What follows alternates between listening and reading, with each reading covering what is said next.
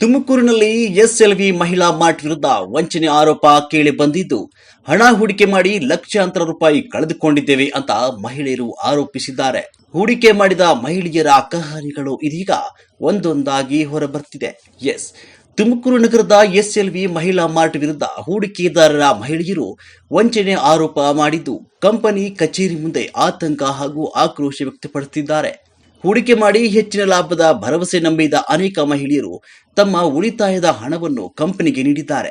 ಕೆಲವರು ಕುಟುಂಬದವರಿಗೆ ತಿಳಿಸದೆ ಹಣ ಹೂಡಿಕೆ ಮಾಡಿದರೆ, ಇನ್ನು ಕೆಲವರು ಗಂಡರಿಗೆ ಗೊತ್ತಾಗದಂತೆ ಮನೆಯ ದಾಖಲೆಗಳನ್ನು ಬ್ಯಾಂಕ್ನಲ್ಲಿ ಅಡಮಾನ ಇಟ್ಟು ಸಾಲ ಪಡೆದು ಹಣ ಹೂಡಿಕೆ ಮಾಡಿದ್ದಾರೆ ಅಂತ ಆರೋಪ ಕೇಳಿ ಬಂದಿದೆ. ತಾವು ಮಾತ್ರವಲ್ಲದೆ ಸ್ನೇಹಿತೆಯರು ಹಾಗೂ ಪರಿಚಯಸ್ಥರಿಗೂ ಕಂಪನಿಯಲ್ಲಿ ಹೂಡಿಕೆ ಮಾಡಲು ಹೇಳಿದ ಮಹಿಳೆಯರು ಈಗ ಸಂಕಷ್ಟಕ್ಕೆ ಸಿಲುಕಿದ್ದಾರೆ. ಕೆಲವರು 5 ಲಕ್ಷ, 10 ಲಕ್ಷ, 15 ಲಕ್ಷ ಸೇರಿದಂತೆ ಲಕ್ಷಾಂತರ ರೂಪಾಯಿ ಹಣ ಹೂಡಿಕೆ ಮಾಡಿರುವುದಾಗಿ ಹೇಳ್ತಿದ್ದಾರೆ.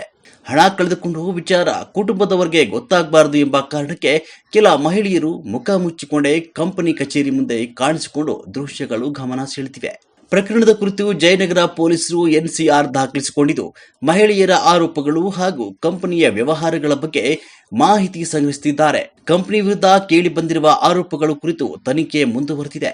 ಲಾಭದ ಆಸೆ ತೋರಿಸಿ ಹಣ ಸಂಗ್ರಹಿಸಿದ ಆರೋಪದ ನಡುವೆಯೇ ಎಸ್ಎಲ್ವಿ ಮಹಿಳಾ ಮಾರ್ಟ್ ವಿರುದ್ಧದ ದೂರುಗಳು ಹೆಚ್ಚಾಗ್ತಾ ಇದ್ದು, ಪೊಲೀಸ್ ತನಿಖೆಯ ಬಳಿಕ ಸತ್ಯಾಂಶ ಹೊರಬರಬೇಕಿದೆ.